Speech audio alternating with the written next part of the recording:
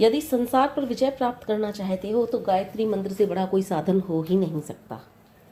गायत्री मंत्र वह मंत्र है जो आपको इस संपूर्ण संसार पर विजय प्राप्त कराएगा, आपकी विजय पताका फहरा देगा।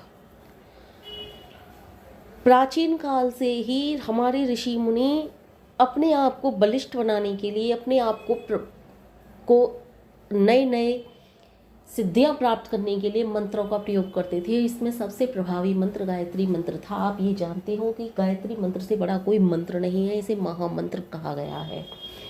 तो आपको ये पता ही होगा कि जब ऋषि विश्वामित्र अयोध्या आए थे राजा दशरथ जी के पास और कहा था कि हमें राक्षस हवन नहीं करने देते और मुझे राम को समर्पित कर दीजिए, कुछ दिन के लिए मैं राम को वो सब विद्याएं दूंगा जिनसे इस संसार पर विजय प्राप्त करी जा सकती है, और ऐसी ऐसी विद्याएं सिखाऊंगा जो कि ऐसी विद्याएं हैं बड़े से बड़े राक्षसों को भी काबू में कर दें।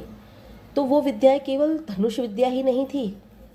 आपने देखा होगा कि रामायण में कि कुछ इस तरह के मंत्र थे जिन्हें मंत्रों को पहले पढ़ा जाता था, फिर उसके बाद बाण साध करके मारा जाता था। तो वो कुछ मंत्र थे, तो मंत्रों की शक्ति थी।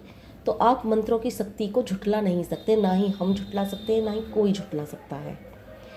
मंत्रों में वो शक्ति है जो आज की साइंस मान चुकी है। गायत्री मंत्र का अमेरिका में रिसर्च भी हुआ है, ये आप सबको पता है। तो उस समय उन्होंने कहा था दशरथ जी ने कि आप तो इतने बड़े तपस्वी हो, इतने बड़े धनुर्धर हो कि आप तो किसी जमाने में राजा के भी बेटे थे कि आपने इतने अत्याचारों पर विजय प्राप्त की थी, तो आप खुद क्यों नहीं मार लेते? मेरे बेटे को, उनका पुत्र मोह था, आप ये सब जानते ही हो। मैं इस तरह से कैसे समर्पित कर दूं आपको? राम को मैं नहीं समर्पित कर सकता, मैं राम के बिना एक पल भी नहीं रह सकता। तब ऋषि विश्वामित्र जी ने कहा था कि मैंने हवन किया है और हवन में अहिंसा को मैंने सर्वोपरि रखा है। मैं तब तक हिंसा नहीं करूँगा जब तक कि इस हवन को पूरा न कर लूँ। मारने को तो मैं सभी राक्षसों का अंत कर सकता हूँ, लेकिन मैं राक्षसों को तब तक नहीं मारूंगा जब तक मैं हवन पूरा न कर लूँ, वरना ये हवन मेरा कभी भी पूरा नहीं होगा। वह फल प्राप्त नहीं होगा जो फल हमें प्राप्त होना चाहिए यदि मैंने हिंसा कर दी तो इस तरह का तर्क उन्होंने दशरथ जी को दिया। तब दशरथ जी सोच में पड़ गए कि मैं क्या करूं। उसी समय राम जी ने ये बात सुन ली। राम जी आए, राम जी बिल्कुल तैयार हो गए कि आप पिताश्री चिंता ना करें, मैं ऋषि जी के साथ जा कर के पूरा इनका जो भी इनकी प्रतिज्ञा है वो पूरी इनकी करने में पूरी तरह से मदद करूंगा। फिर लक्ष्मण जी ने भी कहा मैं भाई के बिना नहीं रह सकता। तो राम और लक्ष्मण को लेकर विश्वामित्र जब गए थे तो वहाँ पर संबंध में आता है कि यजुर्वेद के अनुसार गायत्री मंत्र जो हैं वो, गायत्री मंत्र के जो देवता हैं वो सविता हैं।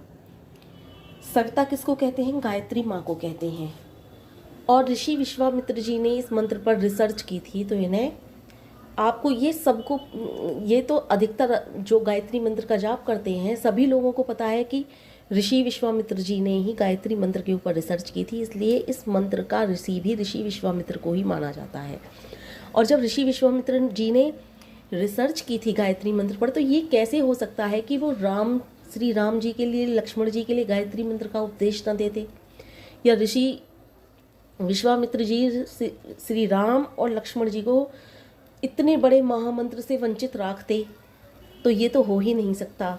तो ये तो सबसे पहला और सबसे मेरी समझ में जो बात आती है, या किसी की जो भी गायत्री मंत्र से संबंधित होंगे या करते होंगे, जो जिनकी समझ में ये बात आती होगी, तो सबको ये पता है अच्छी तरह, और पता होना चाहिए कि ऋषि विश्वामित्र ने गायत्री मंत्र का उपदेश श्री राम जी को, श्री लक्ष्मण जी को दिया ही होगा, क्योंकि ऐसा हो ही नहीं सकता कि इतना बड़ा मंत्र, और वो इतने बड़े यज्ञ के लिए जब राम और लक्ष्मण जी के लिए लाए थे, जो मंत्र सर्व सिद्धियाँ प्राप्त करा देता है, वो मंत्र ही वो राम जी और लक्ष्मण जी को ना देते। और इसी मंत्र का प्रभाव था जो कि जिस रावण पर संसार में कोई विजय प्राप्त नहीं कर सकता था, उस रावण पर भी श्री राम जी ने विजय प्राप्त की। तो इसमें आता है, रामायण में आता है कि जब ऋषि विश्वामित्र जी राम और लक्ष्मण जी को लेकर वन आए थे तो उन्होंने बला और तिबला नामक 2 विद्याएं श्री राम जी को दी थीं। मुझे समझ में आता है कि बला तिबला में से एक विद्या अवश्य ही गायत्री मंत्र की होगी। विश्वामित्र ऋषि ही इसके उपदेशक हो सकते हैं, क्योंकि निर्णय सागर यह एक पुस्तक है, उसमें सावित्री उपनिषद के अंत में इन 2 विद्याओं की चर्चा होने से यह सिद्ध होता है कि इनका संबंध सावित्री माँ से ही है। सावित्री माँ गायत्री माँ। अतएव विश्वामित्र ऋषि ने राम और लक्ष्मण को समझाया था कि ब्रह्मचर्य काल में सावित्री माँ का जो रहस्य समझ लेगा और जो सावित्री माँ का मंत्र को अपने हृदय से जपेगा, वो संपूर्ण संसार में अपनी विजय पताका फहरा लेगा। और ऐसा ही वस्तुतः राम ने भी किया। आप जानते ही हो कि राम ने इस तरह के एक उस समय के इंसान पर विजय प्राप्त की थी जिसे जीत पाना असंभव था।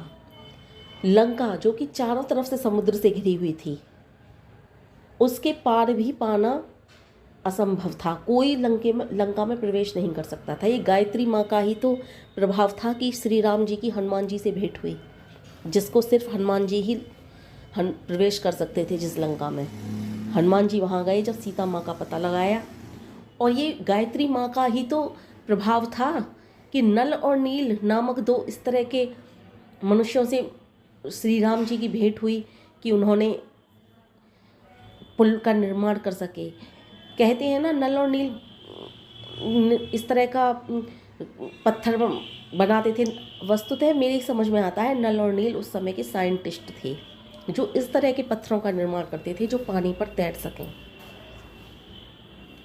और श्री राम जी का नाम लिख कर उन्होंने पत्थरों पर तैराया। तो ये गायत्री माँ का ही तो प्रभाव है कि उन्होंने उस समय के अजय राक्षस पर भी विजय प्राप्त की। तो आज मैंने श्री राम के विषय में ये सब बातें बताई हैं। कल को मैं श्री कृष्ण के विषय में भी बताऊंगी, क्योंकि श्री कृष्ण भगवान भी गायत्री मंत्र का जाप किया करते थे। पूरे उदाहरण के सहित बताऊंगी। और आप जानते ही हो कि राम को जीत पाना असंभव था। जब उन्होंने रावण पर ही विजय प्राप्त कर ली तो राम को कौन जीत पाता। उस समय के चक्रवर्ती सम्राट बने थे राम। और राम के घोड़े भी जिसने बंदी बनाए थे वो कोई और नहीं, उनकी खुद की संतान थी, खुद के ही बेटे थे। अगर कोई ये बहस करना चाहे जी उस समय राम ने घोड़े छोड़े थे तो लव कुश ने बंदी बना लिए थे, तो वो कोई और थोड़ी थे, वो श्री राम जी के ही बेटे थे। तो गायत्री माँ का ऐसा ही प्रभाव है।